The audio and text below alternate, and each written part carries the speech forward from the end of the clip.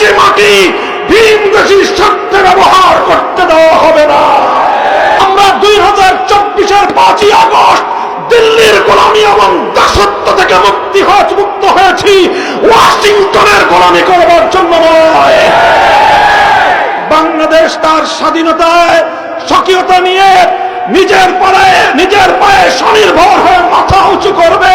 আমার এই স্বাধীন বাংলার মাটিতে এক সাগর রক্ত দিয়ে কেন আমার প্রিয় মাতৃভূমিতে যখন বিদেশি প্রভুদের আশীর্বাদ পুষ্ট ভিনদেশী এজেন্ডা বাস্তবায়ন করবার নীল নকশা নিয়ে ক্ষমতার মসনদ আঁকড়ে থাকা আওয়ামী ফ্যাসিবাদের খলনায়িকা শেখ হাসিনা যখন এদেশের মানুষের বিরুদ্ধে ভারতের পক্ষ হয়ে দিল্লির এজেন্ডা বাস্তবায়নের জন্য যুদ্ধ ঘোষণা করেছে, বুকের রক্ত দিয়ে আমরা সে যুদ্ধে বিজয় অর্জন করেছি। সেই স্বাধীন বাংলার মাটিতে দাঁড়িয়ে আমি আমার দেশবাসীকে সতর্ক করতে চাই, আমি বারবার তাদেরকে সজাগ করে দিতে চাই। আমি বলছি, মনে রাখতে হবে, স্বাধীনতা অর্জন করা যতটা কঠিন, স্বাধীনতা রক্ষা করা তার চেয়েও বেশি কঠিন। বাংলাদেশ একটি মানবতাবাদী দেশ।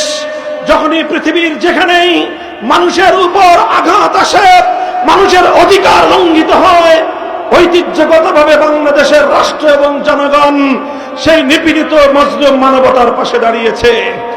আজ আমরা বাংলাদেশের মানুষ, ইতিপূর্বে আমরা রাখাইন থেকে উৎখাত হওয়া রোহিঙ্গা মুসলমানদেরকে আশ্রয় দিয়েছি। রাখাইনে মুসলমানদেরকে, রোহিঙ্গাদেরকে আবার পুনর্বাসন করবার জন্য যা করতে হয় আমরা তাই করার জন্য প্রস্তুত রয়েছি।